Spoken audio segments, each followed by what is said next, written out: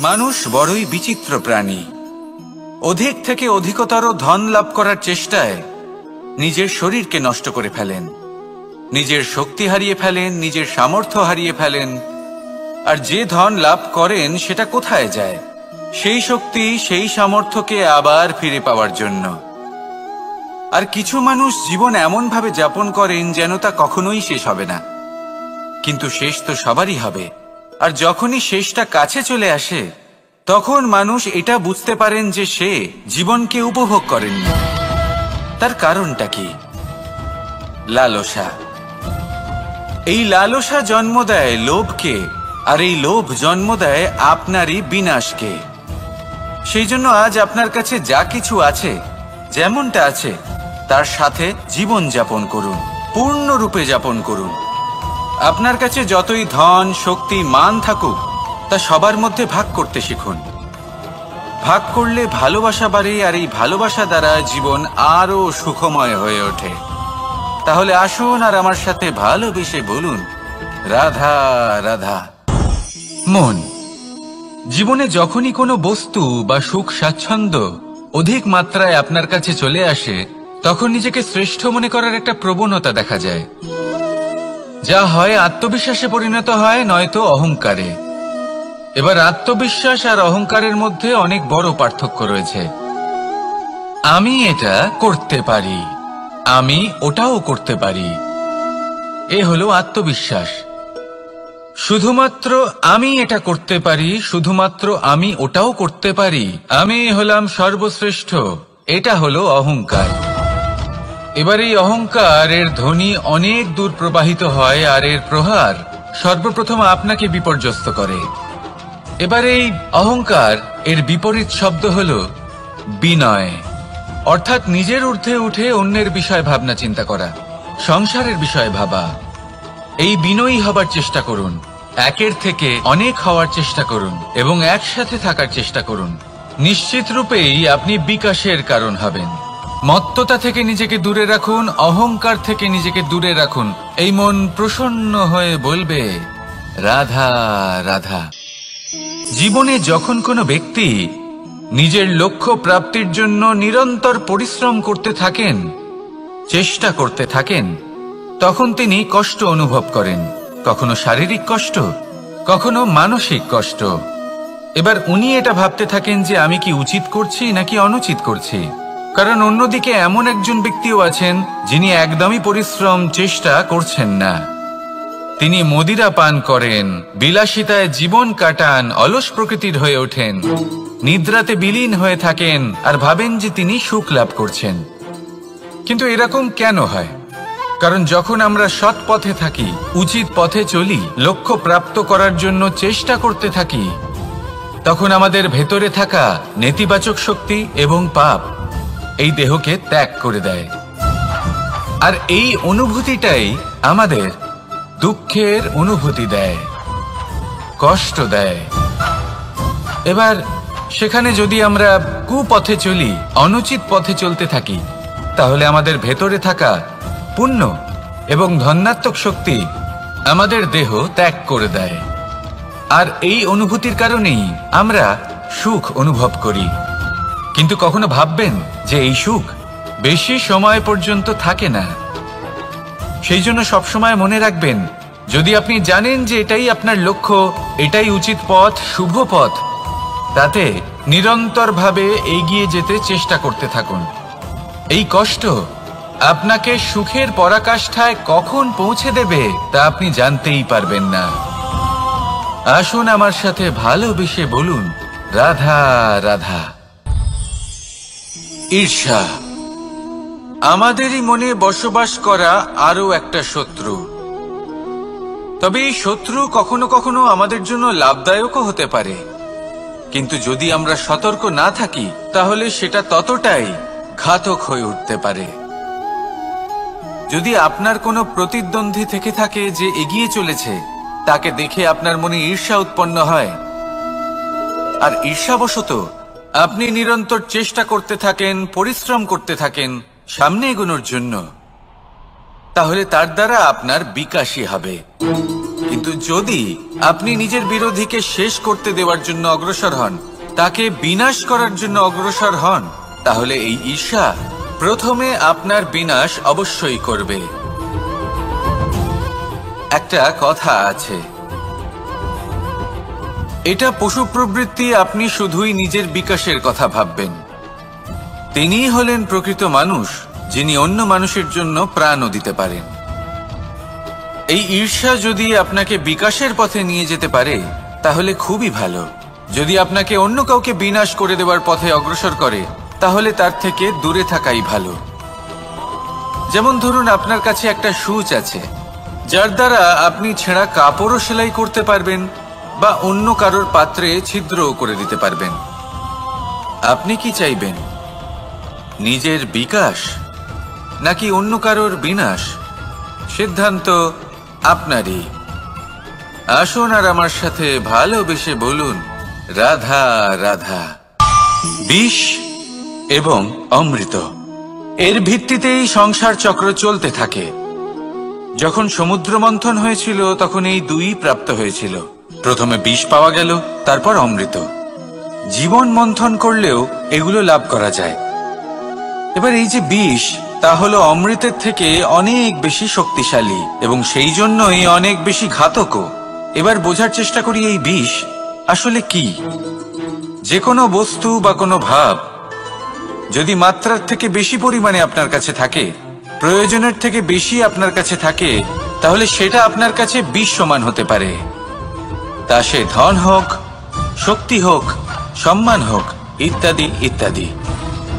যদি আপনার কাছে এমন কিছু থেকে থাকে যা মাত্রার থেকে বেশি পরিমাণে আপনার কাছে আছে, তাহলে তাকে ভাগ করতে শিখুন।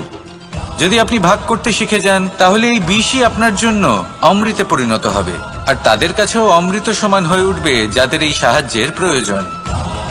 তাহলে ভাগ করে নিতে শিখুন আর আমার সাথে ভালোবেসে বলুন, রাধা রাধা। কোনো বাড়িতে, কোনো পরিবারে যখন কারোর জন্ম হয় তখন তা কত সুখের মুহূর্ত হয়। সেই ছোট্ট সন্তান যখন কিছুটা বড় হয়, সে হাঁটার চেষ্টা করে, আর সেই প্রক্রিয়াতেও খুব বড় একটা শিক্ষা লুকিয়ে রয়েছে, ঠেলে দেওয়া। যখন আপনি হাঁটতে চান, সামনে এগোতে চান, তখন আপনি কি করেন? নিজের পায়ের তলার যে মাটি তাকে আপনি পেছনে ঠেলে দেন। ব্যাস, এই একই জিনিস তো জীবনেও শিখতে হবে। এবার যদি আপনি জ্ঞানের পথে অগ্রসর হতে চান তাহলে অজ্ঞানতাকে পেছনে সরিয়ে দিতে হবে। যদি আপনি প্রকাশের দিকে এগোতে চান তাহলে অন্ধকারকে পেছনে সরিয়ে দিতে হবে। যদি আপনি ভবিষ্যতে সফল হতে চান তাহলে অতীতের যে অসফলতাগুলিকে পেছনে সরিয়ে দিতে হবে। যে জল বইতে বইতে থেমে যায় তাকে আমরা নালা বলে থাকি, তার থেকে দুর্গন্ধ বের হয়। কিন্তু যে জল বইতেই থাকে তাকেই আমরা পবিত্র জল বলি। তাহলে আপনিও কর্ম করতে থাকুন, কখনো থামবেন না, আর আমার সাথে ভালোবেসে বলুন, রাধা রাধা। যোগাসন। যোগাসনে আসন অত্যন্ত গুরুত্বপূর্ণ। এবার আমি বলবো সবথেকে শ্রেষ্ঠ আসন কোনটি। আশ্বাস। নিজেকে আশ্বস্ত করতে থাকুন যে আমি আছি, সব ঠিক হবে, যা হচ্ছে ভালোর জন্য হচ্ছে। এই আশ্বাস আপনাকে জীবনে এমন ধনাত্মক বিশ্বাস দেবে যে আপনি বড় বড় সমস্যার সমাধান করতে পারবেন। এবার যদি কথা বলি সবথেকে কঠিন সময়ের, তাহলে সেটা হলো বিচ্ছেদের। যা মা সীতাকে সহ্য করতে হয়েছে শ্রীরামের জন্য, রাধা কৃষ্ণকেও সহ্য করতে হয়েছে। যে ব্যক্তি বিচ্ছেদের সময় সঠিক পথে চলে এসেছে সে জীবনে অনেক শ্রেষ্ঠ স্থানে অবশ্যই পৌঁছতে পারবে। এবার যদি কথা বলি সবথেকে জরুরি এবং গুরুত্বপূর্ণ সময়ের, তাহলে সেটা হলো সংযোগ। সকলকে সাহায্য করতে থাকুন। আপনি অন্যদের সাহায্য করে তাদের যত আনন্দ দিতে পারবেন ততটাই আনন্দ আপনারও জীবনে অবশ্যই আসবে। আসুন আর আমার সাথে ভালোবেসে বলুন, রাধা রাধা। কামবোধ। এটাই আপনার অন্তরের প্রথম শত্রু।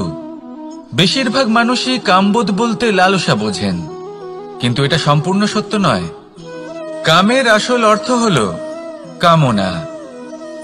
এটা খুবই সহজ ব্যাপার। মনুষ্য শরীর থাকলে, মানুষের মন থাকলে এই কামনা অবশ্যই থাকবে। এবার এটাই দেখতে হবে যে এই কামনা নেতিবাচক কামনা নাকি ইতিবাচক কামনা। অন্য কারোর জিনিসে নজর দেওয়া, অন্য কোনো মানুষের উপর নজর দেওয়া, কোনো অনুচিত বস্তুর দিকে নজর দেওয়া, এই নেতিবাচক কামনা। আর এই দুষ্কামনা মানুষকে দিয়ে অপকর্ম করাবেই করাবে। তাই মনে রাখবেন, যে ব্যক্তি নিজের কামনাকে নিয়ন্ত্রণে রাখতে পারেন তিনি সঠিক পথেও থাকেন, সঠিক লক্ষ্যে পৌঁছতেও পারেন। যিনি কামনা নিয়ন্ত্রণে রাখতে পারেন না তিনি তার পথও হারিয়ে ফেলেন এবং লক্ষ্যচ্যুতও হন। তাই মনে রাখবেন, নিজের কামনাগুলিকে নিয়ন্ত্রণে রাখুন। কাম নামক এই শত্রুর ওপর বিজয় লাভ করুন। আর আমার সাথে ভালোবেসে বলুন, রাধা রাধা।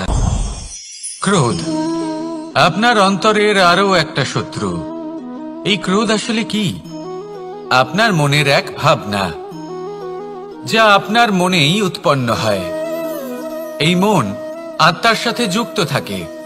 এখন একটা ভাবনা যা আত্মার সাথে যুক্ত থাকে তাকে অনুচিত কেন বলা হয় সেটা বোঝার চেষ্টা করুন। ক্রোধ কখনো কখনো জরুরি হয়, বিশেষ রূপে তখন যখন আপনি সঠিক পক্ষে দাঁড়িয়ে রয়েছেন এবং সামনের ব্যক্তি অধর্মের পক্ষে রয়েছেন আর বিনম্রভাবে মানছেন না। যেমন শ্রীরাম ক্রুদ্ধ হয়েছিলেন সাগরের ওপর। ওটা উচিত ছিল, আর তা ততক্ষণই উচিত যতক্ষণ আপনি ক্রোধকে নিয়ন্ত্রণ করছেন।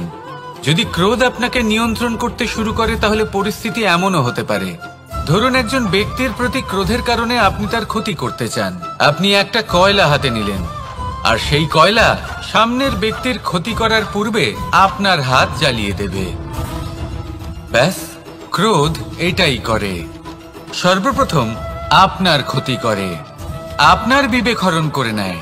আপনি আপনার নিয়ন্ত্রণ হারিয়ে ফেলেন আর সবকিছু নষ্ট হয়ে যায়। বেশিরভাগ মানুষ ক্রোধে এমন সিদ্ধান্ত নেন যে সেটা তাদেরই বিনাশের কারণ হয়ে দাঁড়ায়। আর কিছু মানুষ বলেন যে আমাদের জীবনে এত যন্ত্রণা আছে, এত সংকট আছে যে ক্রোধ উৎপন্ন হবেই। আর এরকম সময় এটাই উচিত হবে যে আপনি নিজেকে ক্রোধের থেকে দূরে রাখুন আর তারপর সমস্যার নিবারণ করুন। আর এই নিবারণই আপনার জীবনকে একটা শ্রেষ্ঠ স্তরে পৌঁছে দেবে। তাহলে ক্রোধ থেকে দূরে থাকুন, সুপ্রসন্ন থাকুন আর আমার সাথে ভালোবেসে বলুন, রাধা রাধা। লোভ আপনার অন্তরের আরো একটা শত্রু। দেখতে গেলে এটা একটা শব্দ, একটা সংস্কৃত শব্দ। লব ধাতু থেকে উৎপন্ন হয়েছে। এর অর্থ কিছু লাভ করা। কিছু লাভ করা অনুচিত নয়, আরো কিছু লাভ করাও অনুচিত নয়, কিন্তু সব থেকে বেশি আমি লাভ করব, আমি আরো চাই, আরো বেশি চাই, আরো বেশি পেতে চাই। এটাই হলো লোভ। আর এই লোভ যখন গ্রাস করে তখন আপনি যা পেতে চান, সে ধনই হোক বা মানই হোক, তা অর্জন করার জন্য মানুষ যে কোনো স্তরে পৌঁছে যেতে পারে। যদি মানুষ ধন অর্জন করতে চান তাহলে তার জন্য তারা অধর্মের পথেও চলতে পারেন। যদি সম্মান অর্জন করতে চান তাহলে অন্য মানুষকে ছোটও করতে পারেন। শেষ পর্যন্ত আপনার এটা মনে হতে পারে যে যদি একটু অল্পই প্রাপ্ত করতাম কিন্তু ভালোবেসে প্রাপ্ত করতাম, এই জীবন আরো অনেক বেশি সুখী হতো। লোভ আপনার জীবনে, আপনার মনে কখন যে প্রবেশ করবে সেটা আপনি জানতেও পারবেন না। তাই এটা চিনতে শিখুন আর তৎক্ষণাৎ জীবন থেকে বাইরে ফেলে দিন।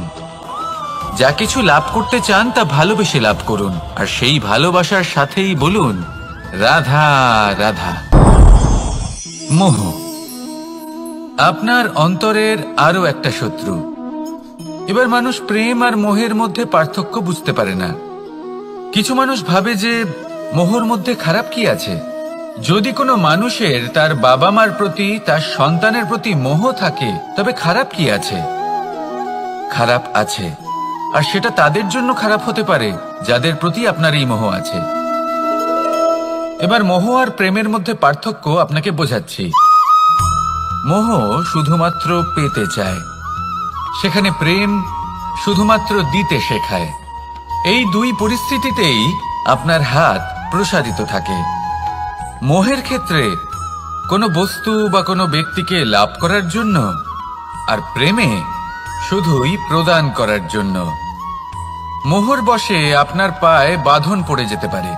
যদি মাতা পিতার তার সন্তানের প্রতি মোহ থাকে, তাহলে তারা তাদের সন্তানকে কখনো দুঃখে, চিন্তায়, যন্ত্রণায় দেখতেই পারবে না। সেই জন্য তারা সন্তানকে বেঁধে রাখতে চান একটা সুরক্ষিত ক্ষেত্রে, যেখান থেকে না তারা সংসারকে দেখতে পায়, না পরখ করতে পারে, না কিছু শিখতে পারে, না বিকট পরিস্থিতির সম্মুখীন হতে পারে। ঠিক যে কারণে তারা দুর্বল হয়ে পড়ে, অজ্ঞানী হয়ে ওঠে। তাদের বিকাশ সেখানেই স্তব্ধ হয়ে যায়, আর সেখানে প্রেম শুধুমাত্র বিকাশের পথে নিয়ে যায়। মা বাবা যদি সন্তানকে ভালোবাসেন, তাহলে তাকে ছেড়ে দেন যে যাও সংসারকে দেখো, পরখ করো আর শেখো।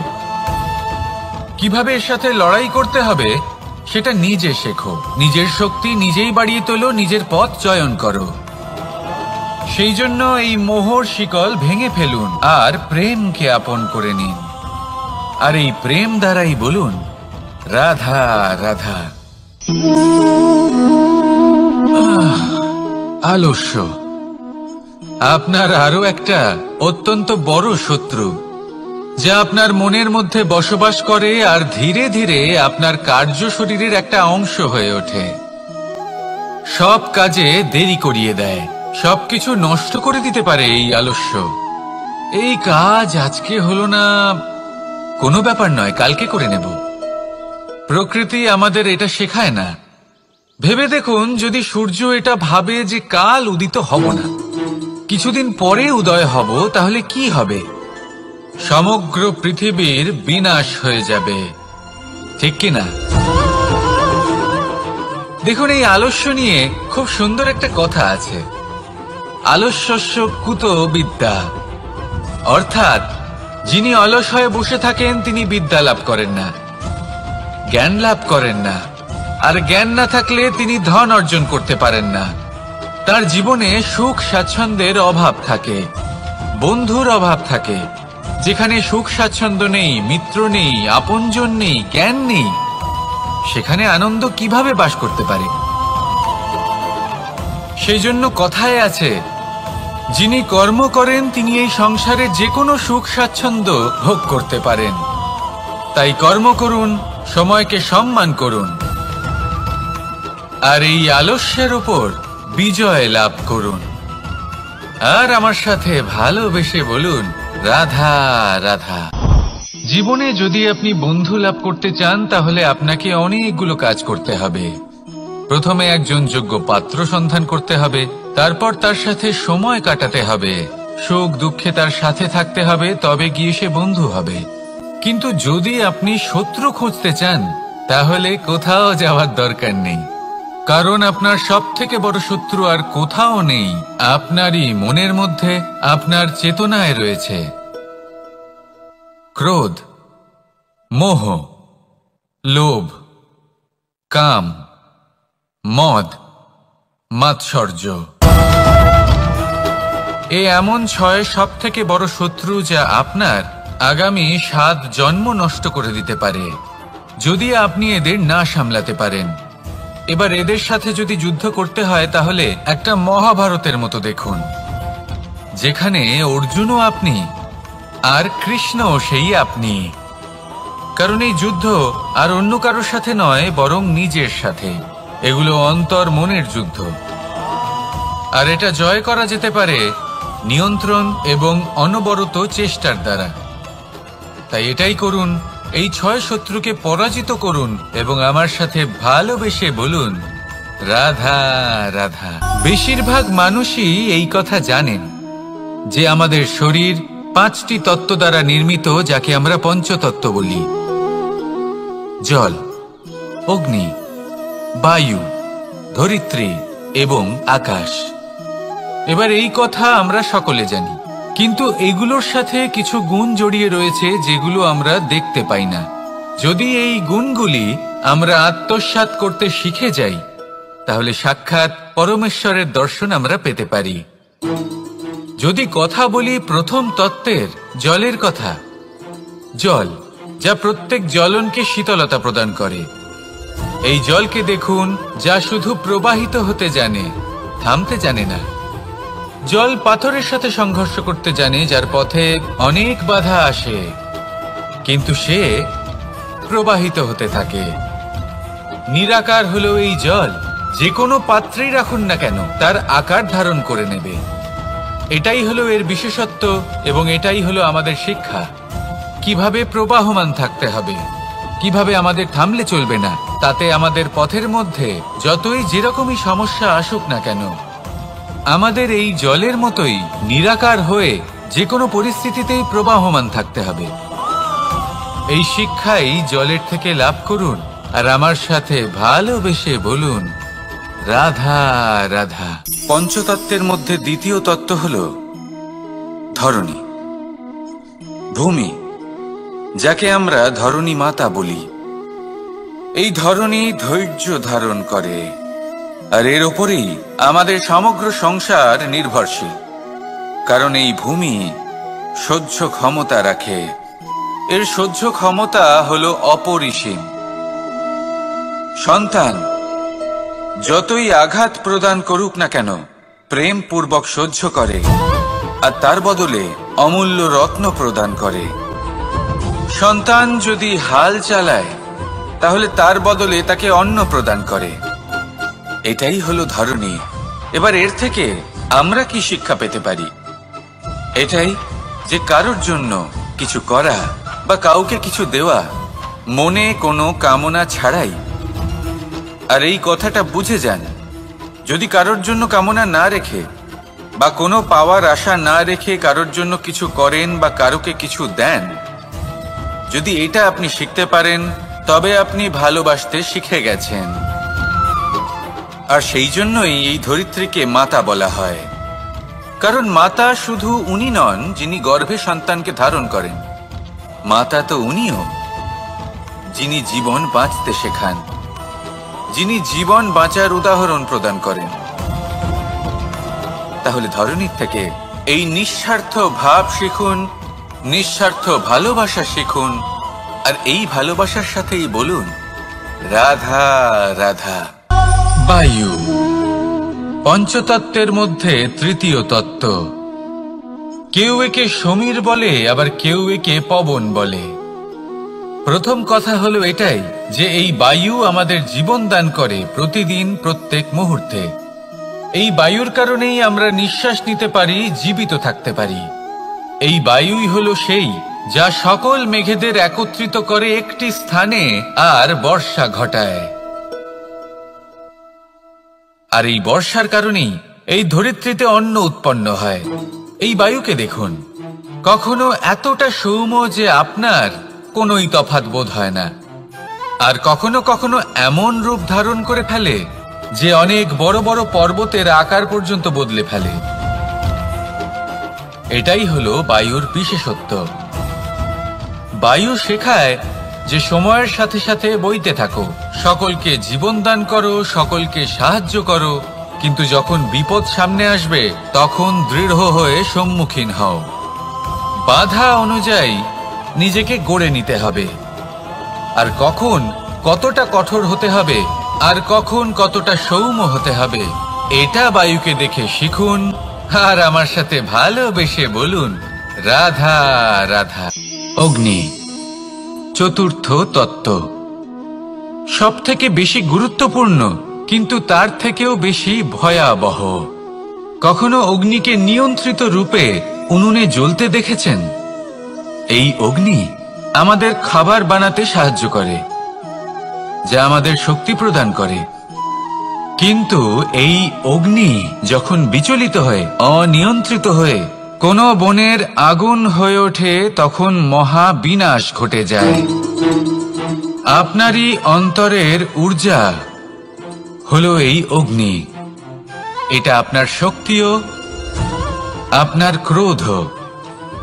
একে ব্যবহার কিভাবে করবেন তা আপনারই হাতে।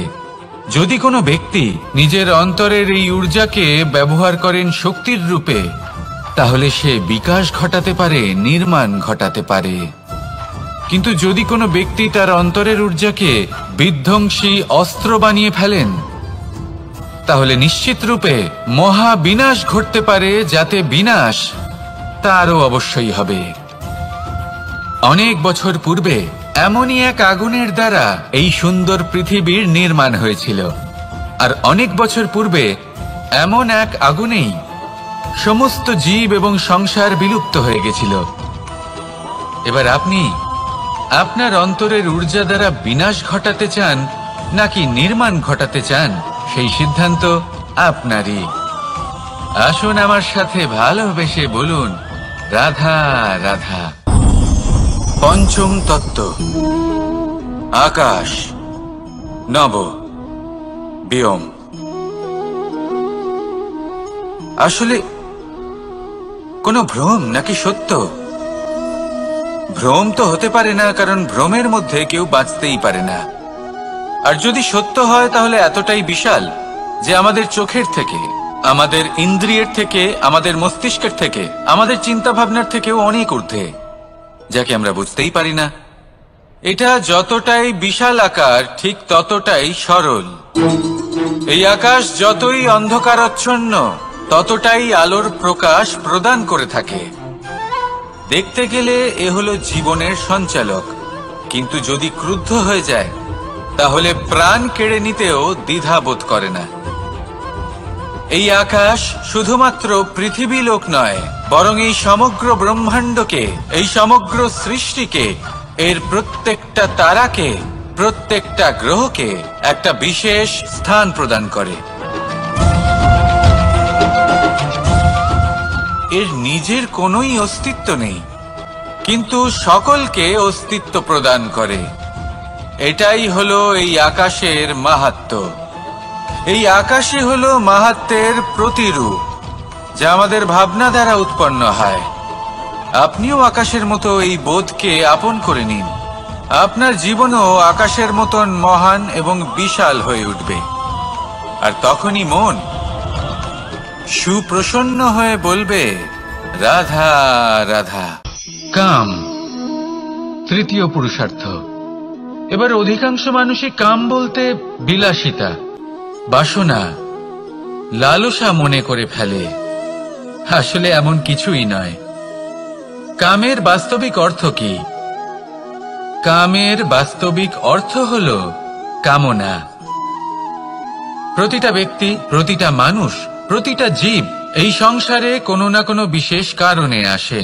সেই কারণকে পূর্ণ করার জন্য কর্ম করাকে কাম বলে। এখন সেটা সবার জন্য ভিন্ন হতে পারে। কারোর কাছে সেটা জ্ঞান অর্জন করা হতে পারে, আবার কারোর কাছে নির্মাণ করা হতে পারে। কারোর জন্য পরিবারকে সঞ্চালন করা হতে পারে, আবার কারোর জন্য এই সংসার থেকে পাপ দূর করা হতে পারে। কিন্তু সব থেকে গুরুত্বপূর্ণ হলো যে মানুষ যেন নিজের কর্ম ঠিক করে করে, সম্পূর্ণ যত্ন নিয়ে করে। তৃতীয় পুরুষার্থ মানে এই কাম। এটার অনুচিত অর্থ নিজেকে বোঝানো মানেই সমগ্র জীবনকে অর্থহীন করে দেওয়া। তাই প্রেম দ্বারা আপনার এই সংসারে আসার কারণটাকে অনুসন্ধান করুন, আর এই প্রেমের সাথেই বলুন রাধা রাধা। এবার এই পুরুষার্থের বিষয়ে আপনারা অবশ্যই শুনেছেন, মোক্ষ, চতুর্থ পুরুষার্থ। আপনারা কি জানেন এই মোক্ষ আসলে কি? ধর্ম, অর্থ, কামনার পালন করতে করতে মৃত্যু লাভ করা, এটাই কি মোক্ষ? না, মোক্ষ হলো সেটাই যা জন্ম এবং মৃত্যুর ঊর্ধ্বে। প্রত্যেক ব্যক্তি, প্রত্যেক জীবই সংসারে কোনো না কোনো বিশেষ প্রয়োজনে আসে। ধর্মপথে, সৎপথে অর্থ উপার্জন করা, প্রয়োজনকে পূর্ণ করার চেষ্টা করতে করতে সেই প্রয়োজনকে পূর্ণ করা তাকে মুক্তির পথে নিয়ে যায়, যা হলো মোক্ষ। যদি এই মোক্ষ লাভ না হয় তাহলে মানুষ জন্ম এবং মৃত্যুর এই চক্রে বারবার ফিরে আসবে। তাই নিঃস্বার্থভাবে সদ্ভাব নিয়ে কর্ম করুন, সকলকে ভালোবাসুন, আর আমার সাথে বলুন রাধা রাধা। কখনো কখনো আমরা খুব ব্যথিত হয়ে পড়ি। আমরা নিজেদের পরিবারের জন্য এত কিছু করি, আর তারা আমাদের দেখলেই ভয়ভীত হয়ে পড়ে, আমাদের দেখলে বিরক্ত হয়। কখনো নিজেদের সন্তানকে বিকাশের পথে অগ্রসর করার জন্য আমরা তাদের উপর একটু জোর দিই যাতে তারা পরিশ্রম করে, কিন্তু সেই সন্তান আমাদের উপর বিরক্ত হয়ে পড়ে।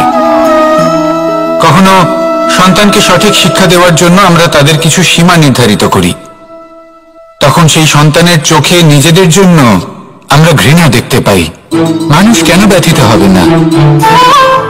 দেখুন, যখন সূচের দ্বারা আপনি বস্ত্র সেলাই করেন তখন সূচের আঘাত সেই বস্তুকে সহ্য করতে হয়, কিন্তু তাতে সেই সূচ বা আপনার উদ্দেশ্যে কোনো প্রভাব পড়া উচিত নয়, কারণ আপনি তো আপনার কর্ম করছেন, আর তাও পূর্ণ নিষ্ঠা ভরে, এবং অবশেষে আপনার উদ্দেশ্য শুভ প্রমাণিত হবে। তাই কেউ বিরক্ত হচ্ছে বলে বা কারোর চোখে নিজের প্রতি ঘৃণা দেখার ভয়ে কখনো পিছিয়ে যাবেন না।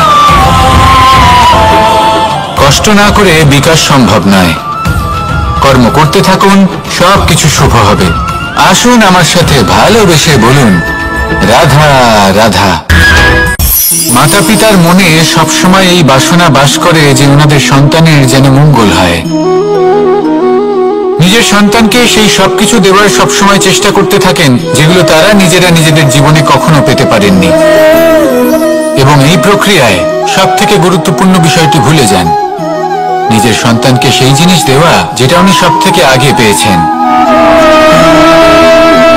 আমি ধনের কথা বলছি না, আমি বলতে চাইছি নিজের অভিজ্ঞতা দ্বারা ওনারা যে মানসিক স্থিতি লাভ করেছেন, ওনারা যে মর্যাদা লাভ করেছেন, যে শিক্ষা ওনারা লাভ করেছেন, সবার আগে নিজের সন্তানকে সেটা দেওয়া প্রয়োজন। সেটা যদি নিজের সন্তানকে দিতে পারেন তাহলে এই সন্তান জীবনে তার পথে এগোতেও পারবে, ধন অর্জন করতে পারবে এবং শক্তিশালী অনুভবও করতে পারবে। সেই জন্য সন্তানকে সবার আগে সেটা দান করুন যেটা সব থেকে বেশি মূল্যবান। সেটা দিন যেটা আপনি সবার আগে লাভ করেছেন।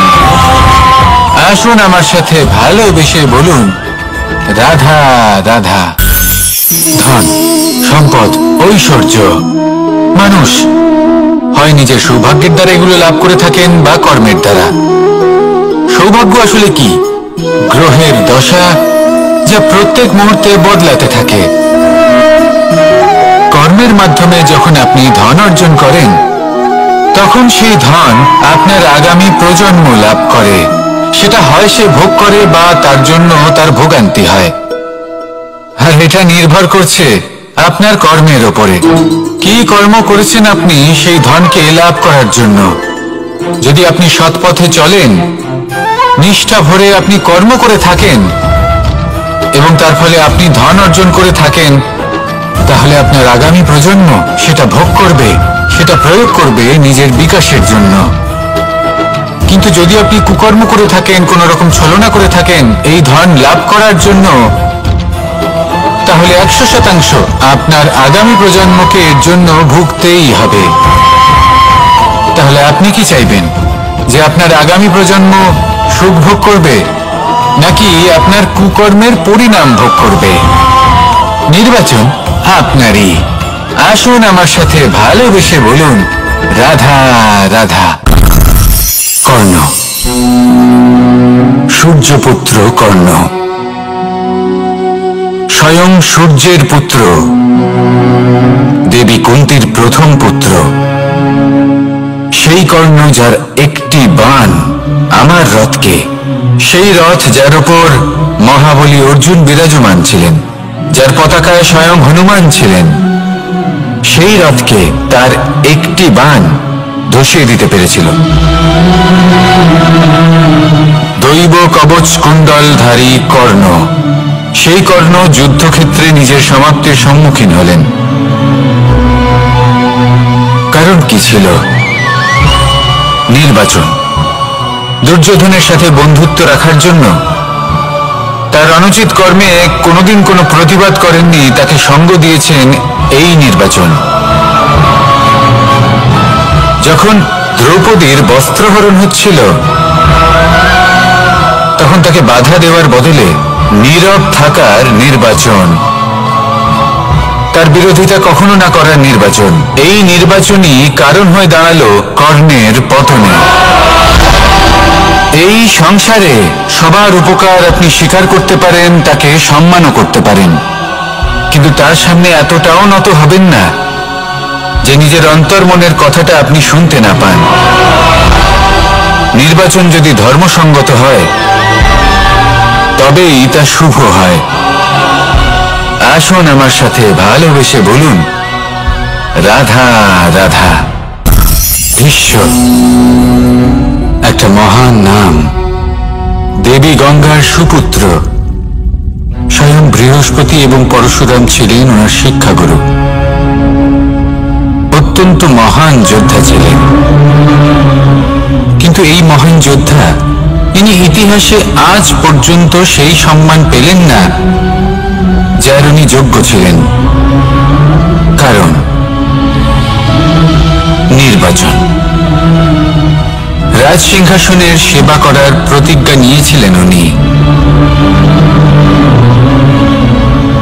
এবার রাজ সিংহাসনে যেই বসুক না কেন তার সেবা করা, তার প্রত্যেক আদেশ পালন করা, এটাই ছিল ওনার প্রতিজ্ঞা। তা সেই ব্যক্তি উচিত হোক বা অনুচিত, সে উচিত পথে চলুক বা অনুচিত পথে চলুক, সুপাত্র হোক বা কুপাত্র, উনি তার সেবা করতে থাকলেন, তার প্রত্যেক আদেশ পালন করতে থাকলেন, নিজের প্রতিজ্ঞা পালন করতে থাকলেন।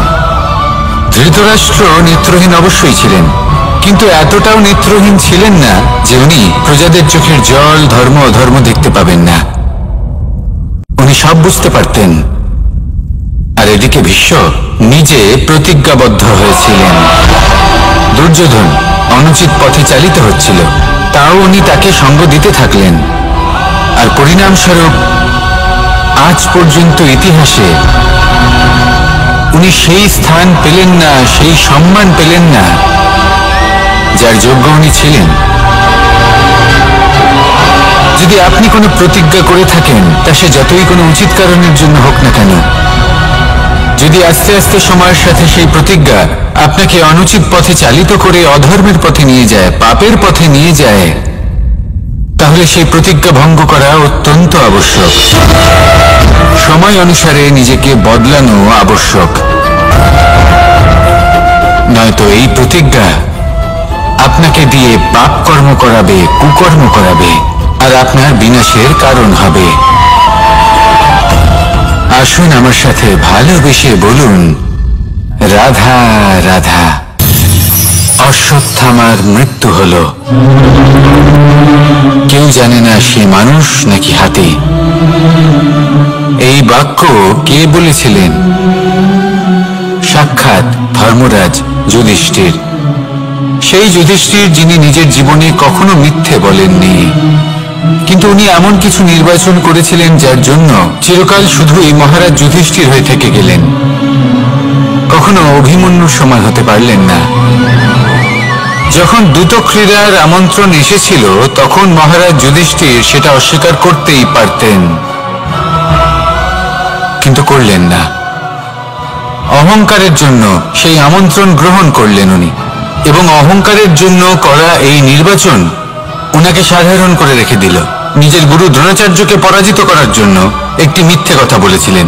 অশ্বত্থামা মারা পড়েছে, আর তারপর গ্লানিমাখা কণ্ঠে ধীর স্বরে বলেছিলেন, জানি না সে মানুষ না হাতি। কিন্তু অর্ধসত্য হোক বা সত্য লুকোনো হোক, তা হল মিথ্যের সমান, এবং প্রত্যেকটি কর্মের ফল মানুষ অবশ্যই ভোগ করে। এই নির্বাচনের কারণে যুধিষ্ঠিরকেও নরকবাস করতে হয়েছিল। তাই নিজের কর্ম শ্রেষ্ঠ করে তুলুন, কারণ এটাই সুনিশ্চিত করবে যে আপনি এই সংসার থেকে বিদায় নেওয়ার পরেও জীবিত থাকবেন নাকি নয়। আসুন আমার সাথে ভালোবেসে বলুন, রাধা রাধা। আমাদের জীবনে গুরুজনেরা, জ্ঞানী মানুষজন সবসময় একটা কথা বলেন, ধৈর্য ধরো। শুধুমাত্র দুটো শব্দ, কিন্তু কতটা বিশাল সেটা বোঝার চেষ্টা করুন। ছোট একটা অস্ত্র হাতে নিন এবং একটা বিশাল পর্বতে নিরন্তর প্রহার করতে থাকুন, ধৈর্য ধরে সেই কাজ করতে থাকুন। এমন একদিন আসবে এই বিশাল পর্বতে আপনি একটা পথ তৈরি করবেন। কোনো ধনুর্ধর যখন নিজের বিদ্যা অর্জন করেন তখন তাকেও ধৈর্য ধরতে হয়, তার নিজেকে সময় দিতে হয়, তবেই সে ধনুর্বিদ্যা শিখতে পারে। সেইভাবে আমাদের জীবনেও ধৈর্য ধরার খুব প্রয়োজন। পরিবারে ধৈর্য রাখতে পারলে তাহলে আস্তে আস্তে দেখবেন প্রেম বৃদ্ধি পাচ্ছে।